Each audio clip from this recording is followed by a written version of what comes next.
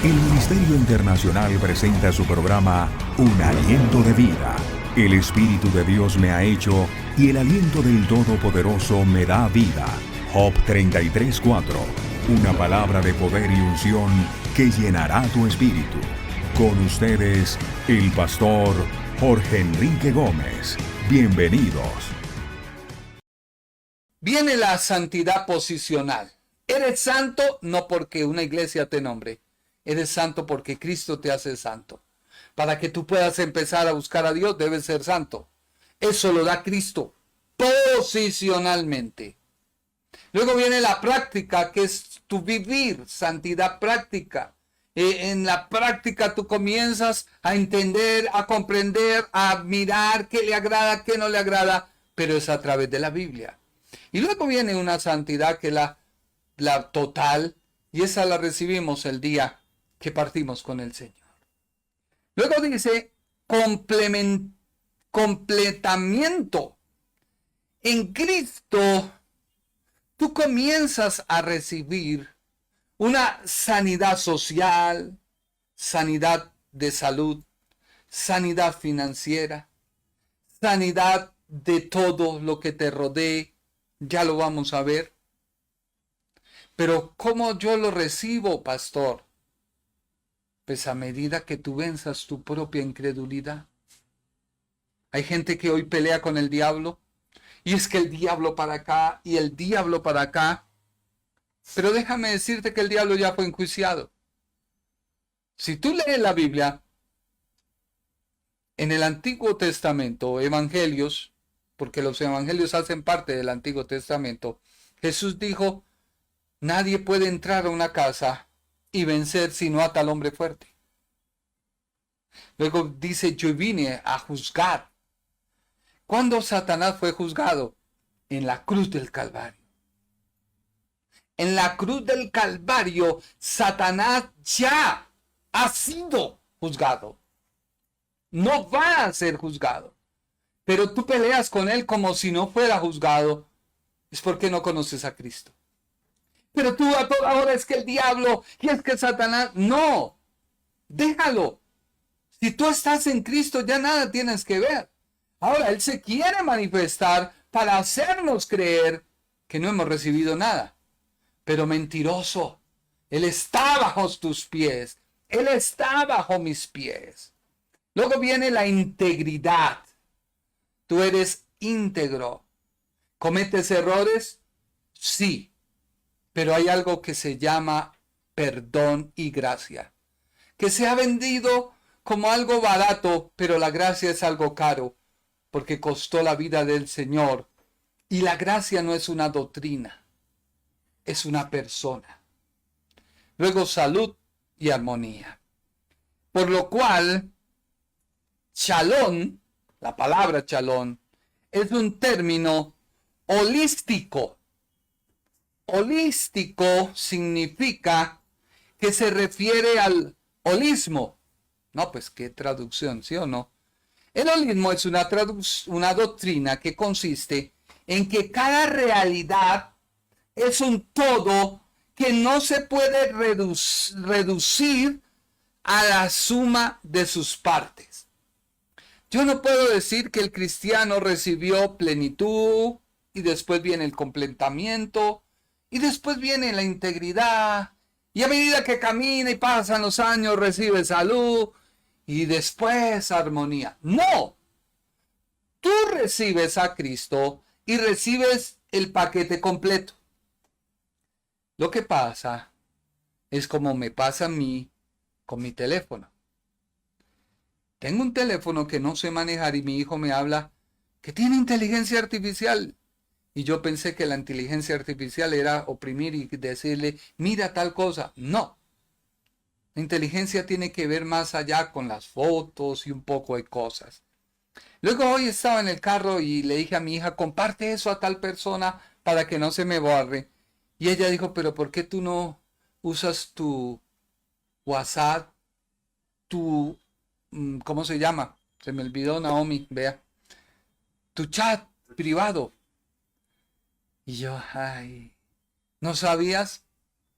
Así pasa Cuando tú tienes en la mano algo y no sabes lo que tienes, porque la letra menuda se ha hecho para ti menuda, pero no es que sea menuda, sino tú la ves como la letra menuda, que necesitas una lupa para poderla leer. Así que la paz, el chalón, es holístico. Holístico es la doctrina que dice que cada realidad es un todo, que no se puede reducir a la suma de sus partes. O sea, tiene partes, pero no se pueden sumar. Es un paquete completo. Proviene del griego holos, que significa todo o totalidad o entero. Por ello la palabra paz incluye. ¿Qué incluye cuando tú recibes a Cristo y Él te da paz? ¿Qué incluye cuando el apóstol escribe? Pues Cristo mismo nos ha traído la paz. O como la Reina Valera traduce, en Él tenemos paz. Significa que tú tienes paz espiritual. En otras palabras, la salvación. Tú no puedes jugar a que si tengo la salvación o pierdo la salvación, tengo la salvación o pierdo la salvación. Oyes un mensaje y tienes que volverte nuevamente a arrepentir y pedir perdón y volver. No. Una sola vez. La paz es en el área espiritual. Trae salvación. Satanás ya no tiene nada que ver contigo. A menos que tú tengas temores y te venga la puerta abierta, como lo hizo nuestro amigo Job. Job abrió una puerta. Ofrecía lo que debía ofrecer. Realizaba el sacrificio, pero decía por si tal cosa, por si tal otra. Y el cristiano no puede jugar a eso. Tú no puedes jugar a que hoy tienes paz y mañana no tienes paz. Y resulta que hoy estás bien y mañana ves algo y explotas como mejor. No, cálmate. No. Luego recibes paz física. La paz física tiene que ver con tu sanidad. No es que la sanidad va a venir. No, ya vino. Pero tú eres capaz de desarrollar esa sanidad en tu cuerpo. Tú eres capaz de desarrollar esa sanidad que se haga realidad y manifestada. O tú sigues diciendo, es que ese pastor no es el pollo, para que ore por mí y yo sea sano. O pastor, ore porque mi hijo. O pastor, ore porque... No. Desata la palabra. La fe es como un grano de mostaza. La fe no es un grano de mostaza. Leemos mal al ver que Jesús está hablando de que la fe es algo pequeño y pensamos que la fe es como el grano de mostaza, que es algo que se puede cuantificar. Entonces, si tu fe es pequeña, va a crecer, porque el grano de mostaza es tan pequeño que crece. No. La Biblia habla de cómo un grano de mostaza.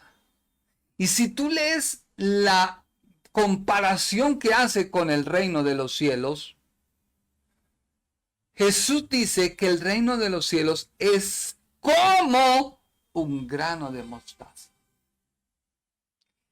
¿Y qué es el grano de mostaza? Bueno, le voy a dejar esa inquietud. Acuérdame de darte más tarde el cómo, qué significa. No habla de pequeñez. No dice que la fe chiquita y empieza. No, a eso no se refiere. El cómo un grano de mostaza tiene algo que ver más profundo. Y tiene que ver con la fe. Y tiene que ver con el reino de los cielos. Luego tú recibes la paz psicológica o la psicológica. Esta paz es algo de integración. Esta paz quiere decir que si tú recibes a Cristo, no tienes por qué andar pensando qué cometió mi padre, qué no cometió. Porque es que eso es generacional, pastor.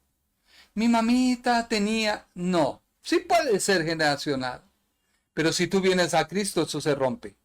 Ahora, se puede manifestar, pero tú tienes la fe para destruir y decir, no, un momento. Conmigo no. Conmigo no va esa enfermedad generacional. En Cristo, cuando yo le recibí, ha sido rota. Y tú te paras, y tú le crees, y tú le confiesas, y tú le declaras. Porque hay algo que es más terco que un animal, y es comparado como un animal, que es algo diabólico, endemoniado, que habita en ti. Sí. ¿Cómo así? Pastor, si usted me está hablando y se está contradiciendo. No, es que tu carne no es salva. Y a veces ella, que es inconversa, se quiere revelar. Por eso, tú le debes recordar a ella que Cristo es el que le dio vida a tu espíritu. Ella ya no manda. Ella mandó por un poco de tiempo. Es como cuando a un niño le preguntaron, y hace poco vi, ¿quién es tu héroe favorito? Mi papá. ¿Y por qué es tu héroe favorito? Porque es fuerte, porque es inteligente. ¿Y tu héroe favorito tiene algún temor? Sí. Y le preguntaron, ¿a quién le temes? A mi mamá. A veces la carne se compara en la Biblia con una mujer, pero no es que sea la mujer mala, no, sino al ser la carne, ella se quiere rebelar. Y se quiere rebelar contra el espíritu, y se quiere rebelar contra la fe, y se quiere rebelar contra todo lo que conocemos y creemos, porque la mente a veces quiere jugarnos unas pasadas y unas cosas que uno tiene que reprender. Recuerdo hace poco ahí en Venezuela clamando, orando por alguien. Yo dije, Señor, ¿será que sí? Pero no se cayó. Pero vino la palabra a mi mente, es que no eres tú, soy yo, da mi palabra. En el nombre de Jesús se sana. En el nombre de Jesús se libre. En el nombre de Jesús recibe de él. Y luego pasaron a dar testimonio porque somos un equipo. Pude ser yo, pudo ser Giovanni, o pudo ser mi hermano Juan Carlos, o pudo ser mi hermano Jonathan. Cualquiera del equipo.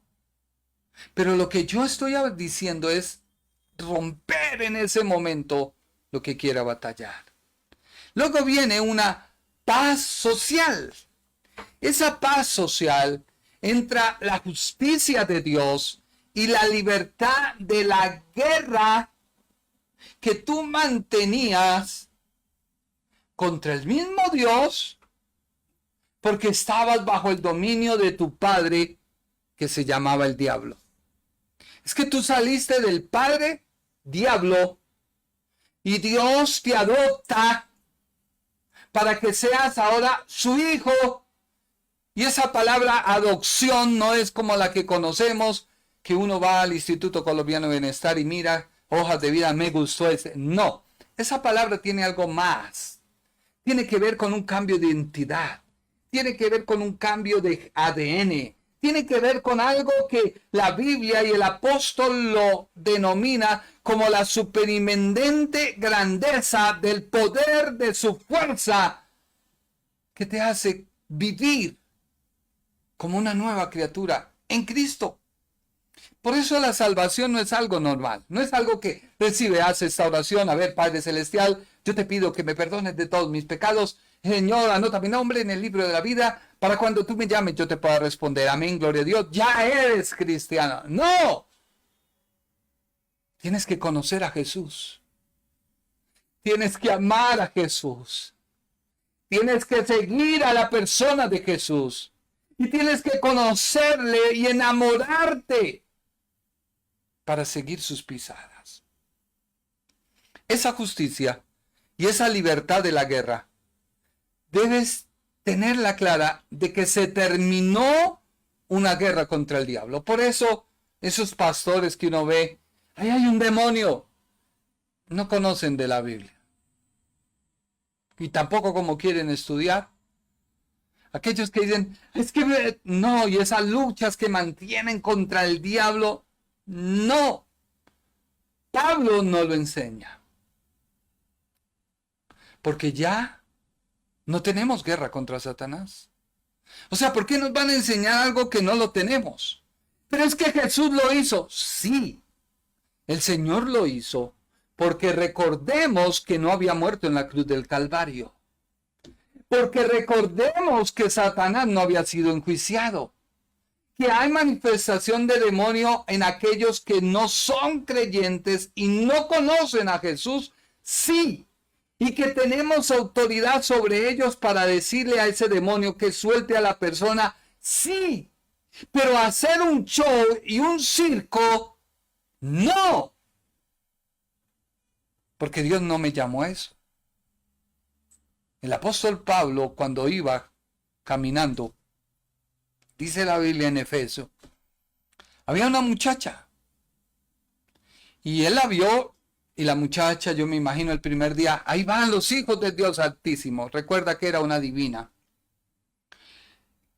Hasta que un día el apóstol, yo prediqué, se le saltó la piedra y fue y la reprendió. No le dio mal genio. Sino un día él vio que esa mujer, que era una divina, estaba confundiendo a los efesos, porque si ellos veían que Pablo hablaba de Cristo y la divina hablaba de Cristo, pues creaba una confusión, porque ¿cómo así? Que esa que dice ser un demonio, según el apóstol Pablo, está hablando de Cristo, así que él tiene que reprenderla y sacar el demonio de adivinación. Y eso se formó una pelotera porque los dueños de ella pues fueron y se quejaron, etc. Pero ¿de dónde yo me baso para decir que el cristiano ya no tiene una guerra contra el diablo? Vámonos a unas pocas citas bíblicas. Colosenses, ya acabó el tiempo, hijo. Colosenses 2:13 al 15. Y no he entrado en mi estudio. ¿Qué haremos? Colosenses 2:13 y 15.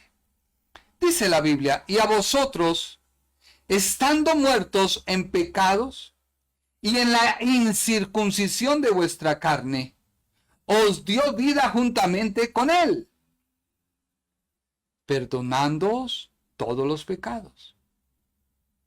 No solo eso, versículo 14, anulando el acta de los decretos que había contra nosotros, que nos era contraria, quitándola de en medio y clavándola en la cruz. Ahí viene el juicio a Satanás. Y despojando a los principados y a las potestades, los exhibió públicamente, triunfando sobre ellos en la cruz. Si eso pasó en la cruz, ¿la iglesia es una iglesia que pelea o es una iglesia que triunfa? Porque si tú peleas, no has entendido el evangelio. Perdóname. No sé si estudiaste en hebreo, en griego, en inglés, en chino, en mandarín, en lo que sea, no lo sé, perdóneme. Aunque el mismo chino es el mandarín, ¿sí o no, hijo? Ay, Dios mío, qué inteligente eres. O en portugués, no sé en qué idioma tú aprendiste. Pero la Biblia me dice que tengo una paz social, la cual me ha dado justicia y me ha liberado de la guerra. Y aquí está. Justicia porque Él nos perdonó. Quitó toda acta y la clavó en la cruz. y nos liberó de la guerra porque despojó a los principados. Miremos otra cita bíblica de Juan, capítulo 16, versículos 7 al 14. Juan 16, 7 al 11. Pero yo os digo la verdad, os conviene que yo me vaya, porque si no me fuere, el Consolador no vendría a vosotros. Mas si me fuere, os lo enviaré. Y cuando Él venga, convencerá al mundo de pecado, de justicia y de juicio. De pecado por cuanto no creen en mí. De justicia por cuanto voy al Padre y no me veréis. Y de juicio, o sea, ya hay un juicio, por cuanto el príncipe de este mundo ha sido ya juzgado. Mire que Cristo en la cruz del Calvario juzgó a Satanás. ¿Satanás tiene algo contigo? No. A menos que tú, a través de tu inseguridad, de tu incredulidad, de tu falta de conocimiento de la Biblia, porque hay gente que dice, ay, es que usted es teólogo. Yo no soy teólogo. Yo soy pastor y te estoy explicando la Biblia. No te estoy hablando teología. Te estoy hablando doctrina bíblica. Mejor dicho, como dicen, cuando alguien aprende inglés, va en A, A1, A2, ¿sí o no, hijo? B1, B2, y el que es nativo. No, te estoy hablando ni siquiera estamos hablando algo grande, no. Te estoy enseñando lo básico. Ya fue juzgado. Otra cita bíblica.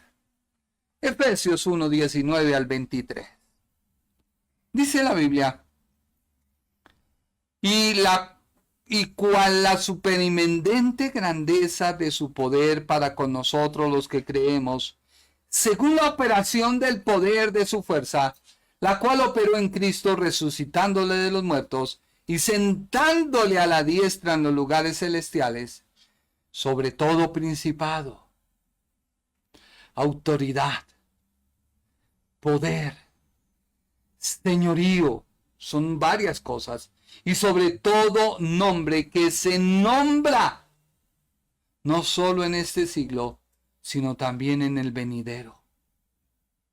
Y sometió. ¿Qué sometió? Todas las cosas bajo sus pies. ¿Qué sometió? Todo principado, toda autoridad, todo poder, todo señorío, todo nombre que se nombre bajo sus pies. Y lo dio por cabeza sobre todas las cosas a la iglesia, la cual es su cuerpo, la plenitud de aquel que todo lo llena en todo. ¿Sí te está quedando claro? La paz que has recibido no es cualquier cosa. Primera de Corintios, capítulo 15, versículo 27. Porque todas las cosas las sujetó debajo de sus pies. Y cuando dice, todas las cosas han sido sujetas a Él, claramente se exceptúa aquel que sujetó todas las cosas. En otras palabras, Dios sujetó en la persona de Dios, Jesús de Nazaret, Dios, el Cristo, todo. No hay nada que no sea sujetado. No hay nada que no sea sujetado. No hay nada que sea sujetado. Pero tú has sujetado a Él tu incertidumbre. Ay, hermano, ¿qué será mañana? Sujetado tu incredulidad. Hermano, pero para eso se necesita poder. Es que usted también, no. Se necesita conocer quién eres, en dónde estás. Cuando a uno se le olvida de quién es hijo, olvida muchos privilegios. De verdad. Alguien me dijo, es que usted usó el Enrique Gómez. Le dije, no, yo no usé el Enrique Gómez. Yo solo usé el nombre de Jesús. Pero no debo desconocer de quién soy hijo. Tú no debes desconocer de quién eres hijo. Y Hebreos 2:8. Todo lo sujetaste bajo sus pies. Porque en cuanto le sujetó todas las cosas, nada dejó que no sea sujeto a él. Pero todavía no vemos que todas las cosas le sean sujetas. O sea, lo que está diciendo el escritor es que viene el ataque del diablo y pareciera que no. No, ya fue. Lo que pasa es que se necesita que vengan las enfermedades, que vengan las bacterias, para que entren al cuerpo. ¿Y el cuerpo qué hace? ¿Produce qué? Anticuerpos. Cuando una persona está baja de anticuerpos, pues esas bacterias y esas cosas que vienen, pues lo atacan y de un momento a otro comienzan a combatir y a destruir lo bueno, y la persona recae y recae y recae. Cuando un creyente no ha dominado su incredulidad, no ha dominado su incertidumbre, no ha dominado lo que es y lo que Dios le ha hecho, porque no conoce, porque solo quiere un mensaje, paquete que te diga, tú tienes un problema, yo tengo la solución. Deposita esa ofrenda de 100,000 pesitos, ahí aparece la cuenta. Anótala por favor. Tan pronto tú me envíes tu nombre y la copia de la consignación, claro, yo desato la palabra y te ayudo. Y la gente como mensa cae. Y es que el reino de Dios no es un negocio. El reino de Dios es que tú entiendas la palabra, conozcas la palabra, vivas en la palabra, crezcas en la palabra. Para eso necesitas ayunar, orar, leer la Biblia, tener un tiempo con Dios. Para eso. Pero tú prefieres todo lo instantáneo. Pollo instantáneo, precocido, 5 minutos, sale. Sopa instantánea, 2 hervores, sale. Todo instantáneo, café instantáneo, todo instantáneo. De tal manera que tú obvies todo ese tiempo que te lleva a hacer y preparar. Dios no es instantáneo. Pero si tú prefieres esos mensajes instantáneos y de paquete, pues ahí ves tú lo mismo las consecuencias. Que cada nada estás desmotivado. Sientes que la salvación se te perdió. Tienes problemas en tu hogar. Tienes problemas en toda índole. Alguien en tu compañero necesita que tú le des una palabra. Espere, yo le doy el teléfono de mi pastor. Llámelo. Él sí sabe. No, mi hermano. Basta ya. La palabra chalón, termino con esto, no solo es una forma de saludo, como aparece en Jueces, de donde salió una tradición muy bonita. Leámoslo y nos vamos con este. Jueces 6, 23, 24. Pero Jehová le dijo, pasa a ti, no tengas temor, no morirás. Le dijo a Gedeón, y edificó allí Gedeón altar a Jehová y lo llamó Jehová Salón, el cual permanece hasta hoy en Ofra. De ahí sale el saludo que se hacen los judíos, que significa el Señor es paz. Pero ya hemos visto que la palabra shalom encierra muchas cosas y las seguiremos estudiando a lo largo de este estudio que hemos venido hablando de la paz. Espero que este programa bendiga tu vida, que este programa te haga identificar con lo que eres y que puedas crecer. Que Dios te bendiga, que Dios te guarde. El Ministerio Internacional presentó su programa Un Aliento de Vida. Venid a mí los que estáis trabajados y cargados, y yo os haré descansar. Mateo 11:28. Un aliento de vida. Una palabra de poder y unción que llenará tu espíritu.